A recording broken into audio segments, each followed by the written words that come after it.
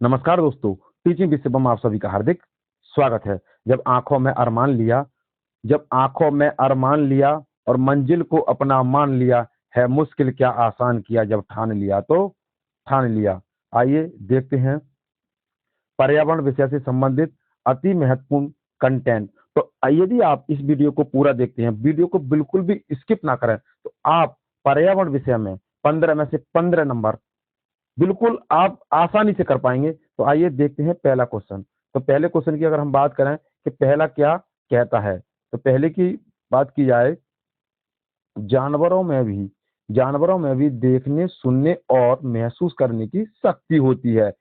चींटियां, तो चींटियां चलते समय जमीन पर कुछ ऐसा पदार्थ छोड़ देती हैं जिसे सूंघकर पीछे आने वाली चींटियों को रास्ता मिल जाता है। तो चींटियां कुछ ऐसा छोड़ देती हैं, ऐसा पदार्थ जिसे सूंघकर आने वाली चींटियां क्या उनको रास्ता मिल जाता है। इसलिए चींटियां जो होती हैं वो समूह में चलती हैं, यानी कि लाइन बाई लाइन चलती हैं। मच्छर, मच्छर हमारे शरीर की गंध गंध से पैरों के तलवे की गंध को सूंघकर हमें ढूंढ लेता है, और मच्छर हमारे शरीर की गर्मी से भी हमें ढूंढ लेता है। तो मच्छर क्या है, हमारे पैरों की गंध और हमारे शरीर की गर्मी से हमें ढूंढ लेता है। नेक्स्ट, अगले की बात करें तो सड़कों पर कुत्तों की भी अपनी जगह बटी होती है, यानी कि जो कुत्ते होते हैं उनकी भी अपनी अपनी जगह बटी होती है।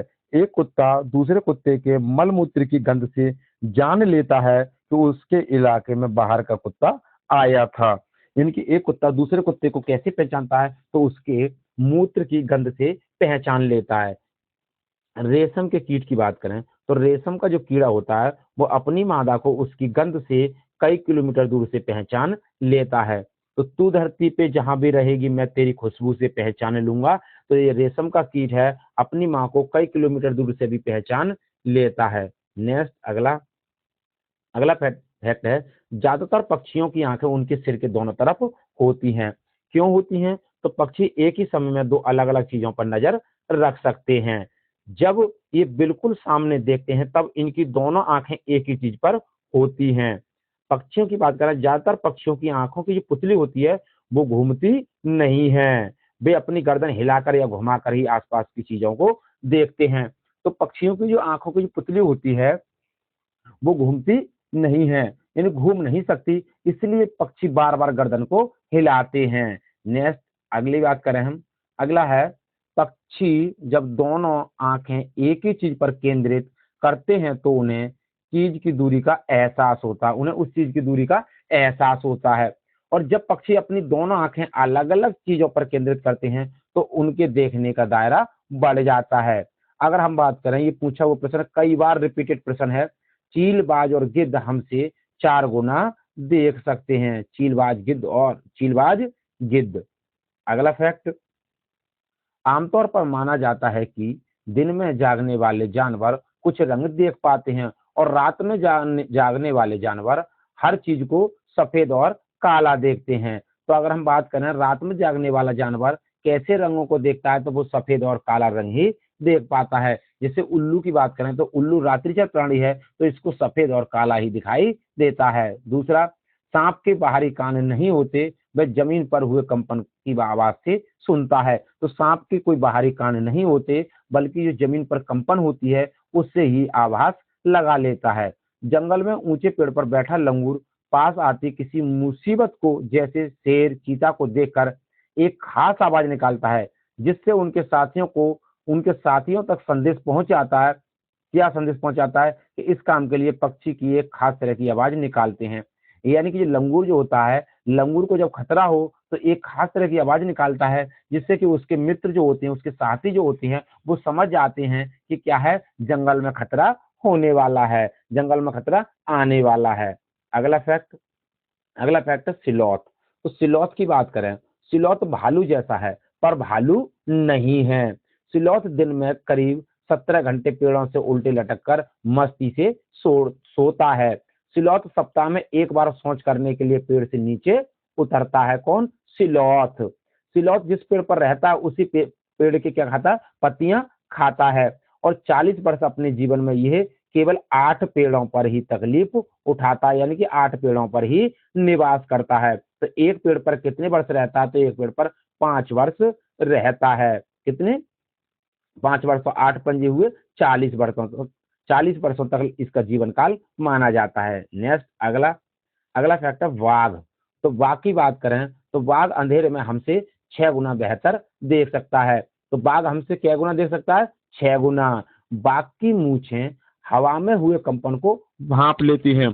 तो बाघ की जो मूछें होती हैं वो हवा में हुए कंपन को भांप लेती हैं, जिससे उसे शिकार की सही स्थिति का पता चल जाता है और अंधेरे में रास्ता ढूंढने में बाघ को मदद मिलती है। किससे? मूछों से। तो मूछों से ही वह क्या करता है? कंपन को भांप लेता है। अगला फैक्ट है वाघ मौके के अनुसार अपनी आवाज बदलता रहता है। बाघ के गर्जना की आवाज जो होती है वो 3 किलोमीटर तक सुनी जा सकती है। ये याद करने वाली बातें हैं, ध्यान रखने वाली बातें हैं कि बाघ की आवाज जो होती है गर्जना, वो 3 किलोमीटर तक सुनाई देती है। और बाघ क्या है? कई तरह तरह की आवाजें निकाल लेता है। बाघ हवा की वजह से पत्तों के हिलने और शिकार की वजह से झाड़ियों के हिलने से हुई आवाज में अंतर को पहचान लेता है। कहने का तात्पर्य ये हुआ कि बाघ जो है ये बता देगा कि ये पत्तों की आवाज है या झाड़ियों की आवाज है या किसी जानवर के हिलने की आवाज है, बता देता है। उसके पद चिन्हों की आवाज को भी बता देगा। बाघ के दोनों कान बाहर की आवाजों को अच्छे से सुनने के लिए अलग अलग दिशाओं में ज्यादा घूम सकते हैं। अगला फैक्ट अगला है जिम कॉर्बेट नेशनल पार्क कहाँ पर स्थित है? तो ये उत्तराखंड में स्थित है। घाना पक्षी विहार राजस्थान के भरतपुर जिले में स्थित है। सपेरों की बात करें तो सपेरों को कालबेलिया भी कहते हैं। सपेरों को क्या कहा जाता है? उन्हें कालबेलिया भी कहते हैं। नाग गुम्फान एक ऐसी डिजाइन है। नाग गुम्फान क्या है? तो नाग गुम्फान एक ऐसी डिजाइन है जिसे रंगोली, कढ़ाई और दीवारों को सजाने के लिए सौराष्ट्र, गुजरात और दक्षिण भारत में प्रयोग की जाती है। तो नाग गुम्फान क्या है? नाग गुम्फान एक ऐसी डिजाइन है जिसे रंगोली, कढ़ाई, दीवारों को सजाने के लिए प्रयोग किया जाता है। इसे सौराष्ट्र, गुजरात और दक्षिण भारत में इसका प्रयोग होता है। अगली बात करें कि कालबेलिया नाच में सांप जैसी मुद्राएं होती हैं। तो कालबेलिया नाच जो होता है उसमें सांप जैसी मुद्राएं होती हैं। तुम्बा, खंजरी, बीन आदि सूखी लौकी से बनाए जाते हैं। तो सूखी लौकी जो होती है उससे क्या बनाए जाते हैं? तो तुम्बा, खंजरी और बीन बनाए जाती हैं सूखी लौकी से।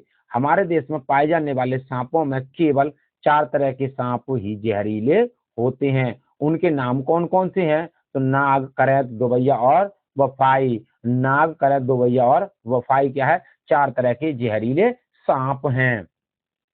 अगला अगला फैक्ट है सांप जब किसी को काटते हैं तो उनके 2 खोखले जहर वाले दांत दूसरे व्यक्ति या जानवर के शरीर में चला जाता है। सांप के द्वारा काटे हुए व्यक्ति को सीरम नाम की दवा दी जाती है जो सांप के जहर से बनाई जाती है। तो सांप के जहर से ही सांप काटे की दवा बनाई जाती है जिसका नाम होता है सीरम। उड़ीसा की बात करें तो अब आए उड़ीसा के कालाहांडी जिले में सबसे अधिक चावल पैदा किया जाता है। कहां पर? कालाहांडी जिले में। क्या पैदा किया जाता है? चावल अधिक पैदा किया जाता है। आत्रेपुरम जिला आंध्र प्रदेश में स्थित है। तो आत्रेपुरम जिला जो है वो कहाँ स्थित है? आंध्र प्रदेश में स्थित है। भारत के विभिन्न प्रांतों में आम पापड़ को अलग अलग नामों से जाना जाता है, ये पुकारा जाता है। तो भारत के जो अलग अलग राज्य हैं उनमें जो आम पापड़ बनाए जाते हैं उनमें अलग अलग नामों से उसे पुकारा जाता है। अगर हिंदी में हम बात करें तो इसे अमाबट कहते हैं। बंगाली में बात करें तो इसे आम सोट्टो कहते हैं। असम की बात करें तो इसे आमटा कहते हैं। तेलुगु की बात करें तो तेलुगु में इसे मामड़ी तंद्रा कहते हैं। और मराठी की बात करें तो इसे अम्मा वड़ी कहते हैं। अम्बा वड़ी कहते हैं किसको? आम पापड़ को। अगला देखें, अगली बात करें स्वाद और पाचन के बारे में। हमारे पेट का जो तापमान होता है वो 30 डिग्री सेंटीग्रेड होता है। तो हमारे पेट का तापमान कितना होता है? तो 30 डिग्री सेंटीग्रेड होता है। हमारे पेट में पाए जाने वाला रस कैसा होता है? अम्लीय होता है। कैसा होता है? अम्लीय होता है। या और बना है माँ बनेगा अम्लीय। क्या होता है? अम्लीय होता है। सबसे ज्यादा भारत में चावल का जो उत्पादन है वो उड़ीसा के कालाहांडी जिले में होता है। फिर भी वहां के लोग क्या हैं? गरीब हैं। अगर हम बात करें उड़ीसा में इतना अधिक चावल उत्पादन के बावजूद भी वहां के लोग बहुत गरीब हैं। मुस्लिम जो होते हैं वो कपड़े को छानने में यूज करते हैं, यानी कपड़ा का प्रयोग किसमें करते हैं, छानने में उसका प्रयोग करते हैं। कांच के जार या बोतल में अचार रखने से पहले क्या किया जाता है, तो उसे उसके लिए अच्छी तरह से सुखाया जाता है ताकि उसमें कोई नमी ना रहे, वरना अचार क्या हो जाएगा, खराब हो जाएगा। अगर हम बात करें पिचर प्लांट, तो पिचर प्लांट क्या है, पिचर प्लांट को नेफेंथीज कहते हैं। पिचर प्लांट को क्या कहा जाता है, तो इसे नेफेंथीज कहते हैं या घटपर्णी कहा जाता है। पिचर प्लांट क्या काम करता है, तो पिचर प्लांट एक विशेष प्रकार की गंध को छोड़कर कीटों को क्या करता है, आकर्षित करता है, फिर उनका शिकार कर लेता है। ऐसा ये क्यों करता है, क्योंकि ये नाइट्रोजन की आपूर्ति के लिए ऐसा करता है। किसके, नाइट्रोजन की आपूर्ति के लिए। और जो निफेंथिस पौधा है, घटपर्णी जो पौधा है, इसे शाकाहारी पौधा भी कहते हैं। ये मेघालय के अंदर गारो खासी जयंतिया पहाड़ियों पर अधिक पाया जाता है। बेलक्रो क्या है, तो बेलक्रो सैंडल में खुरदरा सा हिस्सा होता है। तो बेलक्रो सैंडल में खुरदरा सा हिस्सा है जिसको पहनने के बाद चिपकाया जाता है। तो बेलक्रो क्या है, जो सैंडल में खुरदरा सा हिस्सा होता है वो होता है, उसे कहते हैं बेलक्रो, जिसको पहनने के बाद चिपकाया जाता है। इसका आविष्कार किसने किया था, तो जॉर्ज दे मेस्त्रेल ने इसका आविष्कार किया था 1948 ईस्वी में। उनको ये विचार कांटो वाले बीज से आया था, जो कांटो वाले बीज से ये विचार उनके दिमाग में आया था। अगला देखें, पौधे घूम नहीं सकते, एक बार वे एक ही जगह पर रहते हैं परंतु उनके बीज लंबी यात्रा करते हैं। तो पौधे नहीं घूमते बल्कि उनके जो बीज होते हैं वो अलग अलग स्थानों पर पहुंच जाते हैं, कुछ हवा के माध्यम से, कुछ परागण के माध्यम से, कुछ स्वपरागण के माध्यम से, कुछ परपरागण के माध्यम से अलग अलग स्थानों पर पहुंच जाते हैं। अगला अगला हमारा सोयाबीन। सोयाबीन की बात करें तो सोयाबीन की फली पकने पर फूट जाती है और उनसे सोयाबीन के बीज निकल आते हैं। तो सोयाबीन की जो फली होती है वो पकने पर क्या होती है, फूट जाती है और उनसे सोयाबीन के बीज निकल आते हैं। ये देखें, मोस्ट इंपोर्टेंट, बार बार सीटेट में पूछा हुआ प्रश्न है, थोड़ा हार्ड बनता है यहाँ से। हरी मिर्च, टमाटर और आलू, हरी मिर्च, टमाटर और आलू ये कहाँ से आए थे, तो ये दक्षिण अमेरिका से आए थे हमारे भारत के अंदर। पत्ता गोभी और मटर ये कहाँ से आए थे, तो पत्ता गोभी और मटर यूरोप से आए हैं। कहाँ से आए हैं, यूरोप से। तो कॉफी, बीन्स और भिंडी ये कहाँ से आए हैं, तो ये अफ्रीका से आए हैं। कॉफी, बीन्स और भिंडी अफ्रीका से आए हैं, पत्ता गोभी और मटर यूरोप से आए हैं, हरी मिर्च, टमाटर और आलू दक्षिण अमेरिका से आए हैं। घड़ीसर झील राजस्थान के जैसलमेर में स्थित है। तो घड़ीसर झील जो है वो कहाँ स्थित है, तो राजस्थान के जैसलमेर में स्थित है। कौन, घड़ीसर झील। अगली बात करें, जैसलमेर में 9 झीलें थी जो एक बड़ी झील से पानी बरसने से भरी जाती थी। तो जैसलमेर में 9 झीलें थी जो एक बड़ी झील से पानी बरसने पर भरी जाती थी। जैसलमेर में बहुत कम बारिश होती है, साल में 1 या 2 बार, कभी कभी तो साल में एक भी बार बारिश नहीं होती। कहां पर, जैसलमेर में। जैसलमेर में जब झीलें पानी से भर जाती थी तो लोग उत्सव मनाते थे। क्यों मनाते थे, क्योंकि बहुत समय बाद वो झीलें भर पाती थी, इसलिए वहां के लोग क्या होते थे, बड़ी खुशी मनाते थे। जैसे उत्तराखंड में नई दुल्हन की पूजा होती है, उसी प्रकार से वे लोग वहां के जैसलमेर के खुशी मनाते थे जब झीलें पानी से भर जाती थी। क्यों, क्योंकि उत्तराखंड में भी जो दुल्हन नहीं आती है तो उसकी पूजा होती है। नेक्स्ट, अगले की बात करें, कुएं और झीलों के सूखने के क्या कारण हैं। तो कुएं और झीलों के सूखने के कारण, पानी को मोटर से निकाला जा रहा है जिससे जमीन का पानी कम होता जा रहा है। अब झीलें भी कम हो रही हैं, जहां पहले वर्षा पानी इकट्ठा हो जाता था। अब देखें तो अब झीलें भी बहुत कम होती जा रही हैं, क्योंकि जहां पहले वर्षा का पानी क्या हो जाता था, एकत्र हो जाता था और पानी जो है मोटरों से निकाला जा रहा है, जिससे पानी का जो वाटर लेवल है वो क्या हो रहा है, कम होता जा रहा है, क्योंकि पानी को ज्यादा बहाया जा रहा है। अगला, पेड़ों के चारों तरफ और पार्कों में मिट्टी को सीमेंट से ढक दिया जा रहा है जिससे वर्षा का पानी जमीन में नहीं पहुंच पाता। अब क्या होता है कि जो पार्क वगैरह हैं, स्थान हैं, जो उनके लिए सीमेंट से ढक दिया जाता है। अब जब ज्यादातर सीमेंटेड काम होगा तो पानी जो होगा वो नीचे नहीं जाएगा या जमीन के अंदर नहीं जाएगा, तो वाटर लेवल कम होता जाएगा। तो ये भी क्या है, पानी कम होने का कारण है। 1986 की बात करें, 1986 में जोधपुर और उसके आसपास बारिश नहीं हुई है। फिर लोगों को ध्यान आया कि वहां एक पुराना कुआं या बावली है। बावली का मतलब कुआं से है। किससे है? कुआं से। अब बात करें हम अलबरूनी की। जरा नेक्स्ट फैक्ट देखें, बहुत इंपोर्टेंट फैक्ट है। अलबरूनी ने भारत में आकर सभी चीजों को ध्यान से समझा और जाना कि यहाँ के लोग तालाब बनाने की कला जानते हैं और बड़े बड़े पत्थर और लोहे के चबूतरे झीलों के किनारे पर बनाते हैं। ये किसने देखा? तो ये अलबरूनी ने देखा था। अलबरूनी ने सारी बात को विस्तृत रूप से लिखा। ये सारी बातें 1973 में मिली, एक स्टाम्प पेपर पर लिखी थी। तो किस पर लिखी थी? 1973 की बात है, तो ये स्टाम्प पेपर पर लिखी हुई थी, जो अलबरूनी के जन्म के 1000 साल बाद मिला था। तो अलबरूनी के जब जन्म हुआ तो उसके 1000 साल बाद ये बात मिली थी। किस पर लिखी हुई थी? स्टाम्प पेपर पर। नेक्स्ट अगले की बात करें, मृत सागर का पानी सबसे ज्यादा खारा होता है। मृत सागर का पानी जो है वो सबसे ज्यादा खारा होता है। अगर हम नेक्स्ट देखकर पीछे वाला, अगर हम अलबरूनी की बात करें तो अलबरूनी कहाँ का था? तो ये उज्बेकिस्तान का निवासी था। कहाँ का था? उज्बेकिस्तान का। कौन? अलबरूनी। आइए आगे चलते हैं। आगे, मृत सागर का पानी सबसे ज्यादा खारा होता है। मृत सागर समुद्र तल से 418 मीटर नीचे दुनिया का सबसे निचला बिंदु कहा जाने वाला सागर है। इसे खारी पानी की सबसे निचली झील भी कहा जाता है। किसे? मृत सागर को। अगर हम बात करें मृत सागर की, किसकी? मृत सागर की। मृत सागर के 1 लीटर पानी में 300 ग्राम तक नमक मिल सकता है। तो 1 लीटर पानी में कितना नमक होता है? 300 ग्राम तक नमक होता है। अगला फैक्ट, मृत सागर के पानी का घनत्व ज्यादा होने के कारण लोग उसमें डूबते नहीं है। जब पानी का घनत्व ज्यादा होगा तो उस पानी में क्या है? लोग डूबेंगे नहीं। कोई भी वस्तु होगी वो उसमें डूबेगी नहीं और उसकी सतह पर तैरते रहते हैं। 1930 की बात करें, 1930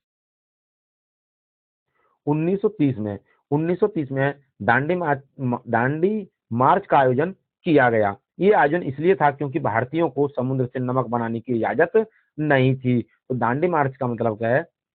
1930 में हुआ था कि जो लोग भारतीय थे उनको समुद्र से नमक बनाने की इजाजत नहीं थी। तो दांडी जो यात्रा थी वो कहाँ से कहाँ तक हुई थी?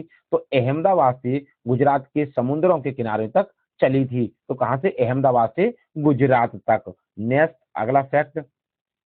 अगला फैक्ट है, मलेरिया में बुखार कपकपी और ठंड के साथ आता है। तो मलेरिया में बुखार जो है वो कपकपी और ठंड के साथ आता है और मलेरिया की दवा सिनकोना पेड़ की छाल से बनाई जाती है और सिनकोना का जो उत्पादन सबसे ज्यादा होता है वो एशिया का भूभाग है, इंडोनेशिया। इसमें सिनकोना का उत्पादन होता है। लोहा या आयरन हमें किससे मिलता है? तो लोहा या आयरन हमें गुड़, पालक और हरे पत्तेदार सब्जियों से मिलता है। कौन? लोहा या आयरन। अगली बात करें, अगला है मक्खियों। मक्खियों से कई तरह की बीमारियां होती हैं। तो मक्खियों से कई तरह की बीमारियां हो जाती हैं। एलगी क्या है? एलगी या शैवाल एक तरह का जलीय पौधा है। तो एलगी या शैवाल एक तरह का क्या है? ये जलीय पौधा है जो बरसात के मौसम में होता है। ये बरसात के मौसम में अधिक होता है। ये एक तरह का जलीय पौधा है। रोनाल्ड रॉस की बात करें तो यहाँ रोनाल्ड रॉस डार बनेगा यहाँ पर। रोनाल्ड रॉस ने सबसे पहले बताया कि मलेरिया मच्छरों से फैलता है। किससे फैलता है? मच्छरों से फैलने वाला रोग है। मलेरिया एक कोशिका वाले पैरासाइट्स परजीवी से होता है। तो मलेरिया एक कोशिका वाले पैरासाइट्स परजीवी से होता है, जिसे क्या कहते हैं? जिसे प्लाज्मोडियम कहते हैं। क्या कहा जाता है? प्लाज्मोडियम कहते हैं। मलेरिया के परजीवी का वाहक है मादा एनाफिलीज मच्छर। मादा एनाफिलीज मच्छर जिसके पंख गहरे और धब्बेदार होते हैं। तो जिसके पंख और क्या होते हैं? गहरे और धब्बेदार होते हैं। कौन? किसके? मादा एनाफिलीज मच्छर के। ये मलेरिया परजीवी क्या है? वाहक कहलाता है। अगला, बांस और रस्सी से बने पुल भारत के किस राज्य में है? तो बांस और रस्सी से बने पुल भारत के असम राज्य में पाए जाते हैं। असम राज्य में बारिश बहुत अधिक होती है और कभी कभी घुटनों तक पानी भर जाता है। कहाँ पर? असम में। अब बात करें हम बल्लभ। बल्लभ क्या है? तो वल्लभ क्या है? वल्लभ केरल में नदी पार करने के लिए किया जाता है। यानी कि ये क्या है, एक तरह की नाव है। तो बल्लभ लकड़ी से बनी छोटी नाव होती है। ऊंट गाड़ी क्या है? ऊंट गाड़ी की बात करें तो राजस्थान में एक जगह से दूसरी जगह पर आने जाने के लिए इसका प्रयोग किया जाता है, जो कि रेत में भी चल सकती है। और ऊंट गाड़ी, अब ऊंट गाड़ी क्यों चल सकती है? क्योंकि ऊंट के पैर होती हैं गद्दीदार, और उसके पैर गद्दीदार होते हैं, इसलिए ऊंट को क्या कहते हैं? रेगिस्तान का जहाज कहते हैं। जो पैर गद्दीदार होते हैं वो आसानी से रेत में नहीं धस पाते, इसलिए वो आसानी से क्या चल सकता है। अगला फैक्ट, अगला है बैलगाड़ी। तो बैलगाड़ी की बात करें, मैदानी इलाकों में, गांव में अक्सर प्रयोग में लाई जाती है। तो जो मैदानी इलाके होते हैं तो वहां पर बैलगाड़ी का प्रयोग किया जाता है। अब जुगाड़ क्या होता है? जुगाड़ ये आगे से मोटर बाइक की तरह दिखती है, पर पीछे से लकड़ी के पट्टों से बनी होती है। क्या? जुगाड़। जुगाड़ की बात करें, अगला है छिपकली। तो छिपकली के भी छोटे छेद जैसे कान होते हैं, जो बहुत ध्यान से देखने पर दिखाई देते हैं। किसके? छिपकली के। और छिपकली 6 महीने सोती है। किसमें? 6 महीने सोती है। और मगरमच्छ की बात करें तो मगरमच्छ के भी छेद, छोटे छोटे छेद कान, यानी कि जो छोटे छेद होते हैं वो कान होते हैं, लेकिन आसानी से दिखाई नहीं देते। किसके? मगरमच्छ के। जानवरों की खाल पर डिजाइन उनके शरीर पर बाल होने के कारण होती है। तो जानवरों पर जो डिजाइन होती है तरह तरह की, वो किस लिए होती है? तो उनकी त्वचा पर जो बाल होते हैं उसके कारण होती है जानवरों की। हाथी की बात करें, किसकी? हाथी की। तो एक बड़ा हाथी एक दिन में 100 किलो से ज्यादा पत्तियां खा लेता है। बहुत ध्यान से देखने की बात, बहुत ध्यान से सुने इस बात को। एक दिन में कितने खाता है? तो 100 केजी पत्ती खा लेता है। कौन? हाथी। हाथी बहुत कम आराम करता है। हाथी केवल एक दिन में 2 से 4 घंटे सोता है। कितने? 2 से 4 घंटे सोता है। हाथी को पानी और कीचड़ में खेलना बहुत पसंद है, क्योंकि इससे क्या करता है, उसके शरीर को ठंडक मिलती है। हाथी के कान पंखे जैसे होते हैं। गर्मी लगने पर हाथी अपने कान हिलाकर अपनी हवा कर लेता है। हाथी का झुंड। हाथी का झुंड, हाथी के झुंड में केवल हथनियां और बच्चे रहते हैं। झुंड की सबसे बुजुर्ग हथनी ही पूरे झुंड की नेता होती है। तो जो झुंड की नेता कौन होती है? बुजुर्ग हथनी।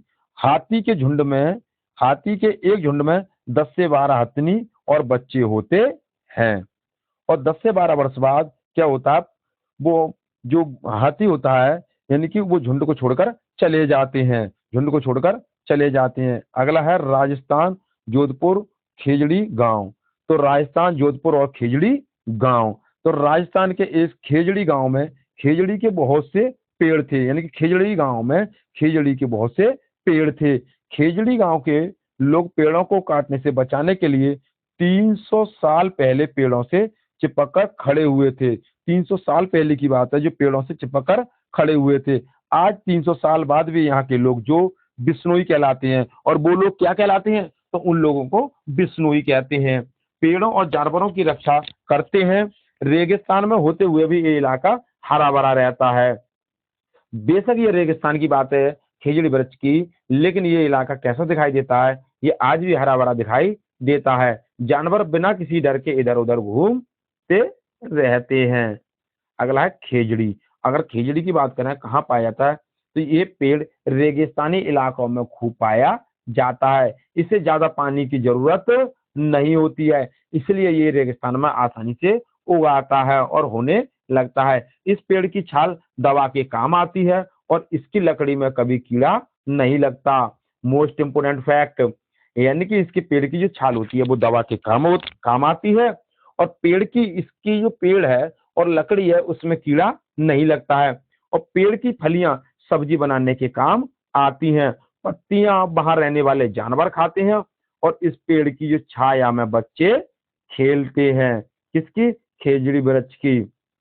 अगला है अनीता कुशवाहा। अनीता कुशवाहा की बात करें तो इसे कहते हैं चमकता सितारा, या कहते हैं गर्ल स्टार। चमकते सितारे उन साधारण लड़कियों की असाधारण कहानियां हैं जिन्होंने स्कूल जाकर अपनी जिंदगी बदली। किसने?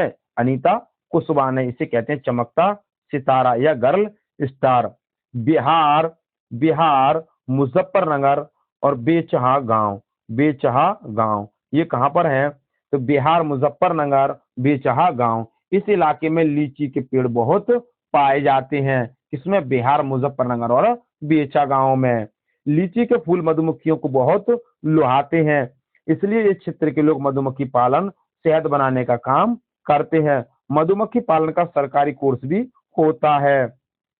अगर हम बात करें अक्टूबर से दिसंबर, अक्टूबर से दिसंबर मधुमक्खी के अंडे देने का समय सही होता है।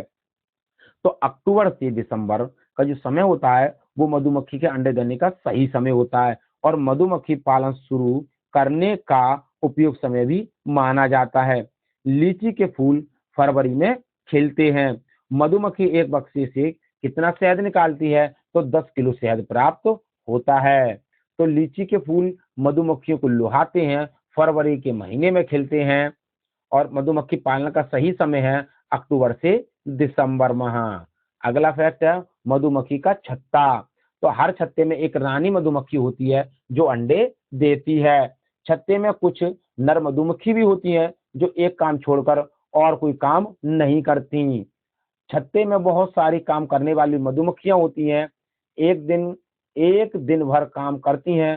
शहद के लिए फूलों का रस भी यही ढूंढती रहती हैं। कौन? मधुमक्खियां। जब किसी मधुमक्खी को रस मिल जाता है तो वह एक तरह का डांस करती हैं। यानी कि मधुमक्खियां कैसे बताएंगी कि हमें रस मिल गया है? तो वो एक अलग प्रकार का नृत्य करती हैं। कौन? मधुमक्खियां। तो दूसरी मधुमक्खी समझ जाती है कि इसको क्या है, रस मिल गया है, जिससे दूसरी मक्खियों को पता चल जाता है कि रस कहाँ पर है। अगला है काम करने वाली मधुमक्खियां इसी रस से शहद बनाती हैं। जो काम करती हैं उसके अंदर, तो वो मधुमक्खियां क्या करती हैं, छत्ते के अंदर उसका रस बनाती हैं, यानी कि शहद बनाती हैं। छत्ता बनाने का काम भी इन्हीं का होता है। अगला है रानी मक्खी क्या काम करती है। अब रानी मक्खी की बात करें तो रानी मक्खी जो होती है बच्चों को पालने का काम भी यही बेचारी मक्खियां करती हैं, मधुमक्खियों का होता है। रानी मक्खी क्या करती है? रानी मक्खी केवल अंडे देती है, और रानी मक्खी से निषेचन करने के बाद जो मादा होता है, मादा मक्खी होती है, वो क्या हो जाती है? मर जाती है। अगला है नेक्स्ट, अगला फैक्ट है चींटियां, दीमक और ततैया। चींटियां, दीमक और ततैया। चींटियां भी मिलजुल कर रहती हैं। चींटियों का काम आपस में बटा रहता है। रानी चींटी अंडे देती है। सिपाही चींटियां बिल का ध्यान रखती हैं। काम करने वाली चींटियां भोजन ढूंढकर बिल तक लाती हैं। सिपाही चींटियां बिल का ध्यान रखेंगे, रानी चींटियां अंडे देती है, काम करने वाली चींटियां भोजन को ढूंढकर बिल तक लाती हैं, और चींटियां भी मिलजुल कर रहती हैं। प्रत्येक चींटी का अपना अपना काम बटा हुआ होता है। अगला है दीमक और ततैया भी समूह में रहते हैं, और दीमक और ततैया भी किस में रहते हैं? समूह में रहते हैं। गांधीधाम, अहमदाबाद, वलसाड ये कहाँ पर स्थित हैं? तो ये गुजरात में स्थित हैं। गांधीधाम, अहमदाबाद और वलसाड ये कहाँ पर स्थित है? तो ये गुजरात में स्थित हैं। कोझिकोड कहाँ स्थित है? तो कोझिकोड केरल, मडगांव में स्थित है। कोझिकोड। मडगांव कहाँ है? तो मडगांव की बात करें, मडगांव गोवा में है, और वहां पर लाल मिट्टी पाई जाती है। गोवा से केरल तक के रेल के रास्ते में यदि आप रेल से जाएंगे कहां से? गोवा से केरल तक, तो 92 सुरंगें पड़ेंगी आपके लिए, और 2000 पे पुल पड़ेंगे। यानी कि जब आप गोवा से केरल तक जाएंगे तो 92 सुरंगें मिलेंगी आपको, और 2000 पुल मिलेंगे रेल की यात्रा से। अगला है मलयालम। मलयालम में माँ की बड़ी बहन को क्या कहते हैं? तो मलयालम में माँ की बड़ी बहन को बली अम्मा कहते हैं, और माँ की माँ को क्या कहते हैं? तो उसे अम्मूमा कहते हैं। केरल में पानी के इधर उधर जाने के लिए फेरी का इस्तेमाल किया जाता है। तो केरल में पानी के इधर उधर जाने के लिए फेरी का इस्तेमाल किया जाता है। और फेरी क्या है? फेरी एक प्रकार की नाव है। आंध्र प्रदेश में लोगों का एक समूह विशेष कैंप लगाता है। तो इस कैंप में क्या क्या होता है? इस कैंप द्वारा कम उम्र की शादीशुदा लड़कियों को फिर से स्कूल भेजने में मदद मिलती है। कहां पर? आंध्र प्रदेश के अंदर। अगला है कबड्डी। कबड्डी खेल में क्या होता है? तो कबड्डी खेल में किस प्रकार की आवाजें निकाली जाती हैं? छेड़ गुडू, हुतुतु, हाडा डूडू, छू kit kit kit, kabaddi kabaddi आदि आवाजें निकाली जाती हैं कबड्डी खेल के अंदर। जरा ध्यान दें, हुतुतु इसमें कबड्डी खेल के अंदर। अगला है कर्णम मल्लेश्वरी। तो कर्णम मल्लेश्वरी की बात करें तो कर्णम मल्लेश्वरी आंध्र प्रदेश की रहने वाली एक वेट लिफ्टर हैं। वह अब ये 130 किलोग्राम तक वजन उठा लेती थी। यानी कि जो थी कर्णम मल्लेश्वरी वो 130 किलोग्राम तक वजन उठा लेती थी। भारत के बाहर कर्णम मल्लेश्वरी ने 29 मेडल जीते। तो इनके लिए कितने मेडल मिले? 29 मेडल जीते थे। और इनके पिताजी क्या थे? इनके पिताजी पुलिस में हवलदार थे। क्या थे? हवलदार थे। उत्तराखंड में पहाड़ों के बीच फूलों की घाटी स्थित है। तो फूलों की घाटी कहाँ पर है? उत्तराखंड के अंदर स्थित है। अगला है मधुबनी पेंटिंग। और मधुबनी पेंटिंग किससे संबंधित है? तो ये बिहार राज्य में होती है। बिहार में मधुबनी का नाम, यानी कि बिहार में मधुबनी नाम का एक जिला है। त्योहारों एवं खुशी के मौके पर वहां घर की दीवारों और आंगन में खास तरह के चित्र बनाए जाते हैं। तो मधुबनी क्या है? मधुबनी एक जिला है बिहार के अंदर। अब उस जिले के लोग क्या करते हैं? त्योहार और खुशी के मौके पर दीवारों पर क्या करते हैं? चित्र बनाते हैं। किस किसके चित्र बनाते हैं और उसको बनाने के लिए क्या क्या होता है?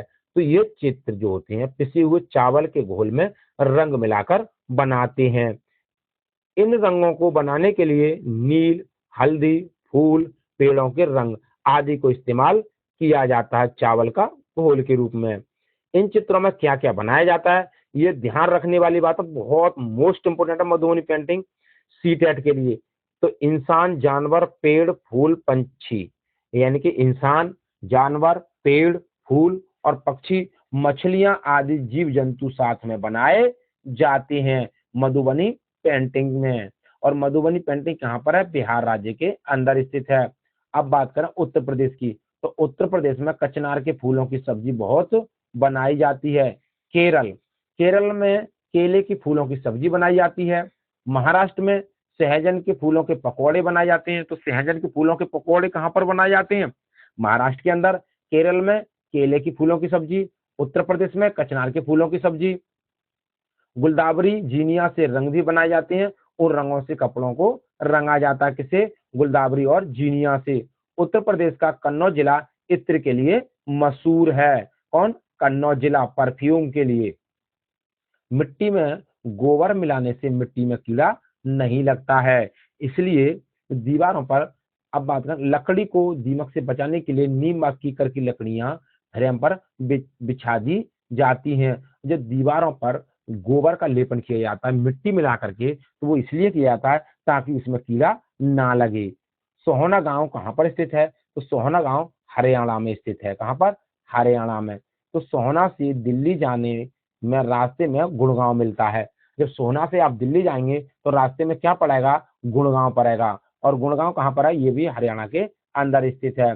पानी को साफ करने का सबसे अच्छा तरीका है पानी को उबाल लेना। पानी को साफ करने का सबसे अच्छा तरीका है पानी को उबाल लेना। अगला है, अगले की बात करें हम, वेल वनिका गांव कहाँ पर है?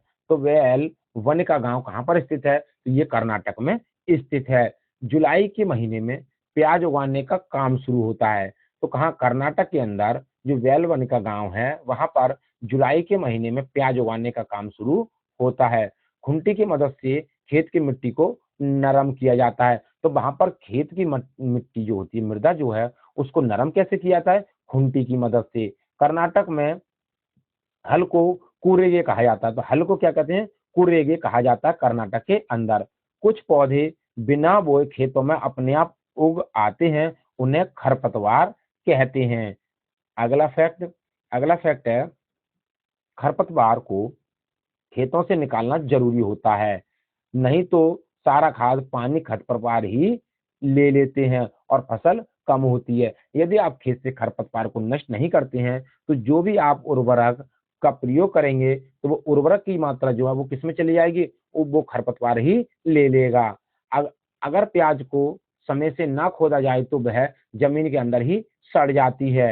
यानी कि प्याज क्या है, इसको समय से पहले, यानी कि समय पर, सही समय पर ना खोदा जाए तो ये क्या होती है? जमीन के अंदर क्या होती है? सड़ने लगती है। कर्नाटक में हाशिया को क्या कहते हैं? तो कर्नाटक में हाशिया को इल्गे कहते हैं। क्या कहते हैं? इल्गे कहते हैं। अगला, अगला क्वेश्चन है गिजुआई वदेगा। तो गिजुआई वदेगा क्या थे? तो गिजुआई वदेगा कहाँ के रहने वाले थे? ये गुजरात में रहते थे, गुजरात के रहने वाले थे। और वह बच्चों के लिए मजेदार किस्से कहानियां लिखते थे और पत्र भी लिखा करते थे। तो कहानियां कौन लिखता था? गिजुभाई वधेगा। किसकी कहानियां? बच्चों की कहानियां। कहाँ के रहने वाले थे? गुजरात के रहने वाले थे। कौन? गिजुभाई वधेगा। अगला है पक्षियों के बारे में जानकारी। तो पक्षियों के बारे में जानकारी, कलचड़ी या इंडियन रॉबिन, इंडियन रॉबिन कहें, कलचड़ी कहें।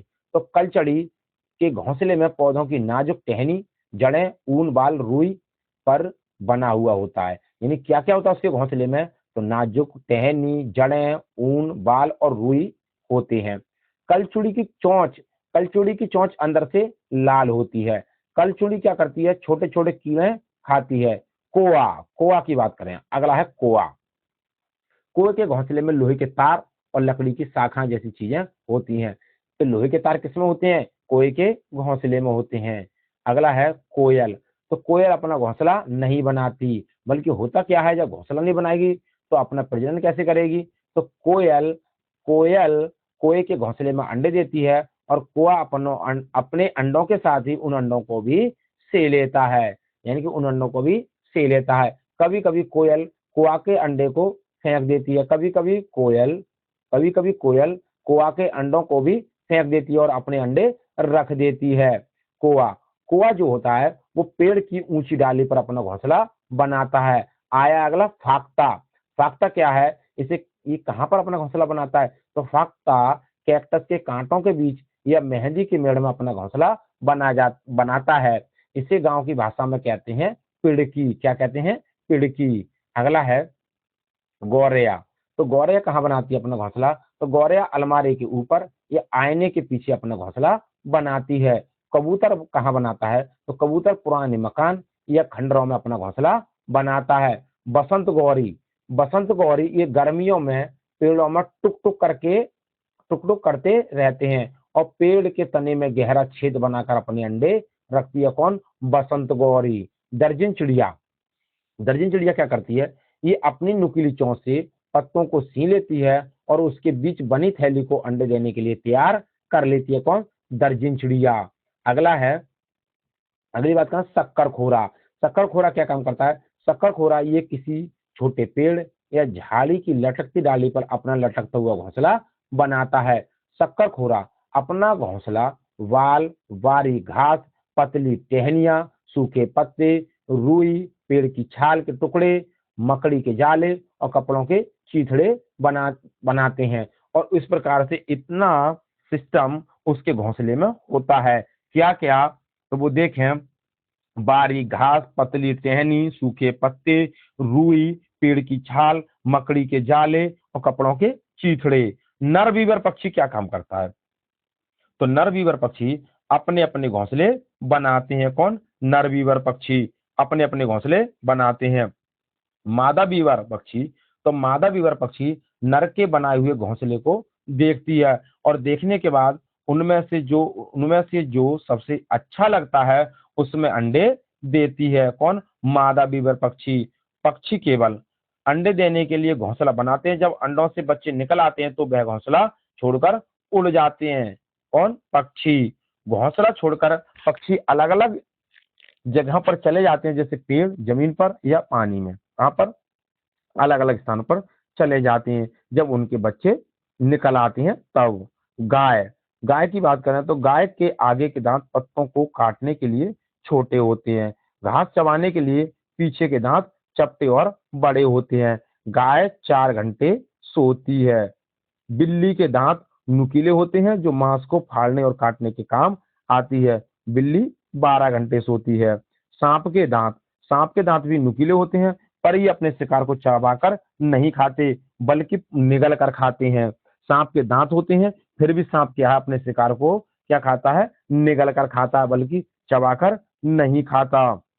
अगली बात करें, सांप के अंदर जो पाई जाती हैं तो कैसी पाई जाती हैं? फ्लोटिंग रिब्स पाई जाती हैं, यानी कि तैरती पसलियां पाई जाती हैं सांप के अंदर। गिलहरी के दांत, गिलहरी के दांत हमेशा बढ़ते रहते हैं क्योंकि गिलहरी के दांत काटने और कुतरने के कारण हमेशा घिसते रहते हैं। पर्यावरण शिक्षा केंद्र कहाँ पर स्थित है? तो ये अहमदाबाद में स्थित है। अहमदाबाद कहाँ पर स्थित है? ये गुजरात में स्थित है। गंदा पानी पीने से दस्त और हैजा हो जाता है। तो गंदा पानी पीने से दस्त और हैजा हो जाता है। अगला है, अगले फैक्ट की बात करें, कर्नाटक। तो हॉलमुंडी कहाँ पर स्थित है? तो हॉलमुंडी गांव जो है वो कर्नाटक में स्थित है। बच्चों की पंचायत को क्या कहा गया था हॉलमुंडी में? तो बच्चों की जो पंचायत हुई थी पानी से संबंधित, तो इसे भीमा संघ कहा गया था। नलमड्डा कहाँ पर स्थित है? तो नलमड्डा आंध्र प्रदेश में स्थित है। बाजार गांव कहाँ स्थित है? तो बाजार गांव जो है वो महाराष्ट्र में स्थित है। घास की जड़ें बहुत मजबूत होती हैं, इन्हें खुरपी से खोदकर नहीं निकाला, यानी कि खुरपी से खोदकर इन्हें निकाला जाता है। किसके लिए? घास के लिए। घास का पौधा जितना जमीन के ऊपर होता है उससे कहीं ज्यादा जमीन के अंदर फैला हुआ होता है। तो घास जो होती है यानी कि जमीन के ऊपर जितनी होती है उससे कहीं ज्यादा जमीन के अंदर होती है। कौन? घास। अगला फैक्ट है, अगला है नलमड्डा। तो नलमड्डा कहाँ? आंध्र प्रदेश के अंदर स्थित है। बाजार गांव महाराष्ट्र में है। घास की जड़ें बहुत मजबूत होती है, इन्हें खुरपी से खोदकर निकाला जाता है। अगला देखें, ये तो हो गया। अगला है बरगद। बरगद के पेड़ की लटकन। बरगद के पेड़ की लटकन उसकी जड़ें होती हैं। तो बरगद के पेड़ की जो लटकन होती है वो उसकी जड़ें होती हैं। वे टहनियों से निकलती हैं। ये किससे निकली होती हैं? टहनियों से निकलती हैं और बढ़ते बढ़ते बढ़ते बढ़ते जमीन के अंदर चली जाती हैं। इनका काम क्या है? तो बरगद की जो लटकन वाली जड़ें होती हैं ये मजबूत खम्भों की तरह पेड़ को सहारा प्रदान करती हैं। अगला है, आप कोई हरा पेड़ नहीं काट सकते, भले ही आपने उसे लगाया है। आपको कोई दायित्व नहीं है कि जब पेड़ आपने लगाया तो उसे आप ही काटें। पेड़ काटने के खिलाफ कानून है तथा इसके लिए सरकार, जो सरकारी दफ्तर होता है उसमें आपको लिखित में देना पड़ेगा, तब आप उस पेड़ को काट पाएंगे। अगला है नेक्स्ट, रेगिस्तानी ओक। रेगिस्तानी ओक कहाँ पाया जाता है? तो रेगिस्तानी ओक पेड़ ऑस्ट्रेलिया के रेगिस्तान में पाया जाता है, क्योंकि ऑस्ट्रेलिया में जो है वो 6 मरुस्थल हैं। कहाँ पर? ऑस्ट्रेलिया के अंदर। और वहां पर ही रेगिस्तानी पेड़ पाया जाता है। इसकी ऊंचाई 11 से 12 फीट होती है और पत्तियां बहुत कम होती हैं रेगिस्तानी ओक पर। इस रेगिस्तानी ओक की जो पेड़ की जड़ें होती हैं वो 200 से 300 फीट गहराई तक चली जाती है, जब तक कि वे पानी तक ना पहुंच जाएं। रेगिस्तानी ओक पेड़ के तने में पानी जमा रहता है। जब कभी इस इलाके में पानी की कमी होती है तो वहां के लोग इसके तने के अंदर पतला पाइप डालकर पानी निकाल लेते हैं और पी लेते हैं। अगला फैक्ट है, अगला है बिहू त्योहार। बिहू त्योहार, बिहू का त्योहार असम में चावल की नई फसल काटने पर मनाया जाता है। तो बिहू असम की आई बहू। बिहू त्योहार कहाँ का प्रसिद्ध है? असम का। क्या होता है इसमें? ये चावल का जब मौसम आता है, चावल की जब नई कटाई होती है फसल की, तब ये त्योहार मनाया जाता है। वेला घर कहाँ है? तो वेला घर असम में घास और बांस से बना घर है। उरुका क्या है? उरुका बिहू से पिछले दिन की शाम होती है। तो बिहू से पिछले दिन की शाम को उरुका कहते हैं। बोरा व चेवा क्या है? तो बोरा व चेवा ये चावल के 2 प्रकार हैं जो पकने के बाद चिपचिपे हो जाते हैं और इसे असम में खाया जाता है। तो बोरा और जो चावल है, चेवा है, वो क्या है? चावल के प्रकार हैं और जब पकने के बाद ये क्या हो जाते हैं? चिपचिपे हो जाते हैं। और कहाँ पर खाए जाते हैं? तो ये असम में खाए जाते हैं। अगला है चेवा चावल। चेवा चावल क्या है? ताव कढ़ाई को आग में रखकर उसमें पानी उबालेंगे और भीगे हुए चावल से भरी हुई कढ़ाई इस पर रख देंगे तथा उसे केले के पत्तों से ढक देंगे। थोड़ी देर बाद चेवा चावल खाने के लिए तैयार हो जाता है। असम में चाय के साथ पीठा दिया जाता है, यानी कि पेठा दिया जाता है। पीठा क्या होता है? बना हुआ एक केक है जो भारत के असम, उड़ीसा और पश्चिम बंगाल में ज्यादा खाया जाता है। कौन? पेठा। अगला है बिहू त्योहार। बिहू त्योहार में औरतें पीले रंग के कपड़े पहनती हैं और लड़कियां कैसे कपड़े पहनती हैं? तो रंग बिरंगी मेखला चादर पहनती हैं। भात सुक्तो। भात सुक्तो क्या है? चावल और रसे वाली सब्जी को भात सुक्तो कहते हैं। Pochampally, very very important question, बिल्कुल आएगा 100% और 110%, 110% आना है तो आना है। पोचमपल्ली ये जिला जो है वो आंध्र प्रदेश में है। इस जिले के जो अधिकतर लोग होते हैं वो बुनकर होते हैं और जो साड़ियों पर बुनाई की जाती है, कढ़ाई की जाती है, तो ये पोचमपल्ली के अंदर ही होती है। अगला अगला है मलयालम में। तो मलयालम में चिट्टप्पन किसे कहते हैं? तो मलयालम में चिट्टप्पन पिता का छोटा भाई होता है। तो यानी कि जिसे चाचा कहते हैं हमारे यहाँ, तो उस चाचा को क्या कहा जाता है? चिट्टप्पन कहा जाता है मलयालम भाषा में। कुंजमा किसे कहते हैं? तो पिता के छोटे भाई की पत्नी को यानी कि चाची को क्या कहते हैं? कुंजमा कहते हैं। चाचा को चिट्टप्पन कहते हैं। केरल क्या है? तो केरल मसालों का बगीचा है या मसालों का घर है। मसाला का घर किसे कहते हैं? केरल को कहते हैं। अगला है लेफ्टिनेंट कमांडर वहीदा प्रिजिम। तो लेफ्टिनेंट कमांडर वहीदा प्रिजिम पहली महिला जिन्होंने पूरी परेड की कमान संभाली थी। किसने? Lieutenant commander Waheeda Waheeda prism ने। ये अगला है थान मंडी गांव कहाँ पर स्थित है? तो थान मंडी गांव कहाँ पर है? तो ये राजौरी में है। और राजौरी कहाँ है? ये जम्मू कश्मीर के अंदर स्थित है। जब परेड होती थी तो पीछे 4 टुकड़ियां चलती थी। पूरी परेड में 36 निर्देश देने होते थे। कितने निर्देश दिए जाते थे? 36 निर्देश दिए जाते थे। 4 टुकड़ियां चलती थी। अगला देखें स्किप्टोपुल क्या कहाँ पर है? तो लद्दाख का ये गांव है, इसे स्किप्टोपुल कहते हैं। अगला है लद्दाख में। लद्दाख में माँ को क्या कहते हैं? तो लद्दाख में माँ को आमाले कहते हैं और पिता को आवाले कहते हैं और बाबा को मेमेले कहते हैं। यानी कि बाबा को मेमेले, पिता को आवाले और माँ को आमाले लद्दाख के अंदर कहते हैं। अगला है हांगकांग में सांप खाए जाते हैं। तो हांगकांग में सांप खाए जाते हैं। इससे क्या कहते हैं? इसका जो सूप बना हुआ आता है तो इसे लिंगू फैन कहते हैं। तो सांप का जो बना हुआ भोजन होता है उसे लिंगू फैन कहते हैं। और कहाँ पर खाया जाता है? तो हांगकांग में खाया जाता है। अगला है कश्मीर में रस्सी, यानी कश्मीर में जो सरसों होती है, कश्मीर में सरसों के तेल में मछली को पकाकर खाते हैं। तो कश्मीर के अंदर सरसों के तेल में मछली को पकाकर खाते हैं, जबकि गोवा में नारियल के तेल में खाते हैं। यानी कि गोवा पूछे तो नारियल का तेल, कश्मीर पूछे तो सरसों के तेल में। खाएंगे क्या? मछली ही। टेपियोका, टेपियोका एक प्रकार का फल है जो केरल में उबालकर खाया जाता है। क्या? टेपियोका। अगला है बल्चर। तो बल्चर की बात करें, बल्चर क्या है? बल्चर या गिद्ध मरे हुए जानवरों को खाते हैं और इसे कहते हैं प्रकृति का सफाई कर्मी। किसे कहा जाता है? गिद्ध को कहा जाता है। हमिंग बर्ड की चोंच सुई की नोक जैसी होती है। तो हमिंग बर्ड जो होती है उसकी चोंच कैसी होती है? सुई की नोक जैसी होती है। कबूतर की चोंच गुलाबी और पंख कैसे होते हैं?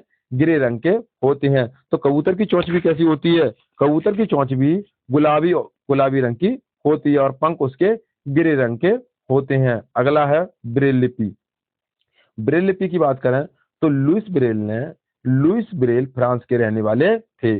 3 साल की उम्र में वह अपने पिता के औजारों से खेल रहे थे और खेलते हुए उनके साथ एक ऐसी घटना घटी जिनसे उनकी आंखों की रोशनी चली गई।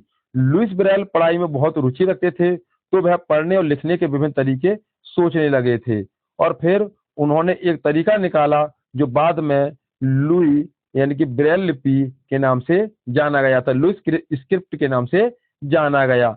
ये है क्या ब्रेल लिपि? तो ये मोटे कागज पर एक नुकीली चीज से 6 बिंदुओं को उभारा जाता है और उभरे हुए बिंदुओं पर उंगलियों के सहारे इन्हें स्पर्श करके पढ़ा जाता है। तो ब्रेल लिपि। रेलवे टिकट नमूना। तो रेल यानी कि रेल टिकट में लिखी जाने वाली जानकारी। ट्रेन का नंबर लिखा होता है, ट्रेन का नाम लिखा होता है, सफर शुरू होने की तारीख तथा समय भी लिखा होता है, गंतव्य स्थान तक पहुंचने की तारीख तथा समय भी लिखा होता है, टिकट प्रारंभ होने का स्थान लिखा होता है। अगला है टिकट समाप्त होने का स्थान का नाम भी लिखा होता है, किस स्थान पर गाड़ी जाएगी। अगला है रेशम का कीट, रेशम का कीड़ा। तो रेशम का कीड़ा अपनी माँ को उसकी गंध से कई किलोमीटर से दूरी से पहचान लेता है। चूहा, चूहे की देखने की क्षमता बहुत कम होती है, लेकिन इनके सुने सुने और स्वाद लेने की क्षमता अधिक होती है। यानी कि सुनने की और स्वाद लेने की क्षमता क्या होती है? चूहे की अधिक होती है। इग्लू क्या है? तो इग्लू बर्फ के घर हैं जो टुंड्रा प्रदेश में पाए जाते हैं। यह घर एस्किमो प्रजाति द्वारा बनाए जाते हैं और इन घरों को ही इग्लू कहा जाता है। अगला क्वेश्चन, अगला अगला फैक्ट है पौधे का भाग जिसे हम खाते हैं। तो पौधे का हम कौन कौन सा भाग खाते हैं? देखें तो आइए जड़ की बात करें। हम जड़ किस किस की खाते हैं? तो मूली, गाजर, चुकंदर, मूली, गाजर, चुकंदर, इनका क्या खाते हैं? हम जड़ खाते हैं। और तना, आलू, प्याज, अदरक, आलू, प्याज, अदरक का खाते हैं तना, और मूली, गाजर, चुकंदर की खाते हैं हम जड़। पत्तियों की बात करें, पत्तियां जो होती हैं, धनिया पत्ता गोभी, अरबी पालक, कड़ी पत्ता आदि, ये क्या होती हैं? पत्ता से बनाई जाती हैं। बीज, चना, बाजरा, सरसों, गेहूं, धान, फूल, सहजन, केला, कचनार की फली, मटर, इसे कहते हैं बीज। अगला अगला फैक्ट है एनीमिया।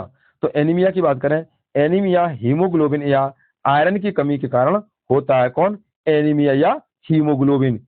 एनीमिया शरीर और मानसिक रूप से प्रभावित करता है। एनीमिया कहते हैं रक्ताल्पता या रक्त क्षीणता, रक्ताल्पता या रक्त क्षीणता। इससे बच्चे ठीक से पढ़ते नहीं हैं और उनका एनर्जी लेवल क्या हो जाता है? कम हो जाता है, जिससे पढ़ाई में ध्यान नहीं रहता।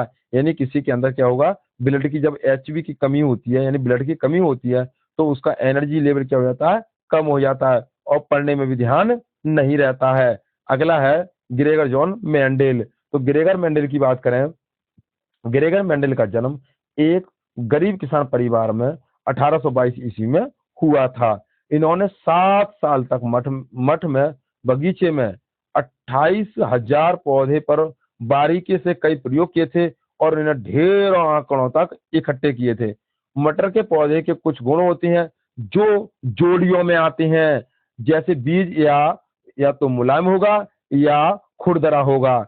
इनके और इनसे निकली अगली पीढ़ी के बीजों में बीज या तो मुलायम होंगे या फिर खुरदरा, बीज का रास्ता कुछ नहीं होता। और इसका जो अनुपात होता है झुर्रीदार, उसका 3:9:3, 3:1 होता है। अगला देखें, अगला क्या है? अगले फैक्ट की बात करें मिड डे मील। तो हम बात करें मिड डे मील की। तो ये मिड डे मील या मध्याह्न भोजन स्कीम देश के 2408 ब्लॉकों में एक केंद्रीय स्कीम के रूप में 15 अगस्त 1995 को प्रारंभ की गई थी। वर्ष 1997 से लेकर 1998 तक ये कार्य देश के सभी इलाकों में आरंभ कर दिया गया था। वर्ष 2003 में इसका विस्तार शिक्षा गारंटी केंद्रों और वैकल्पिक व नवाचारी शिक्षा केंद्रों में पढ़ने वाले बच्चों तक कर दिया गया था। अगला, तो उम्मीद करता हूं दोस्तों पर्यावरण विषय से संबंधित जो एनसीईआरटी का संपूर्ण निचोड़ था आपको पसंद आया होगा। यदि वीडियो पसंद आई हो तो वीडियो को ज्यादा से ज्यादा शेयर करें, लाइक करें और कमेंट बॉक्स में वीडियो से संबंधित अपना सुझाव अवश्य दें। ऑल द बेस्ट, थैंक्स, जय हिंद, जय भारत।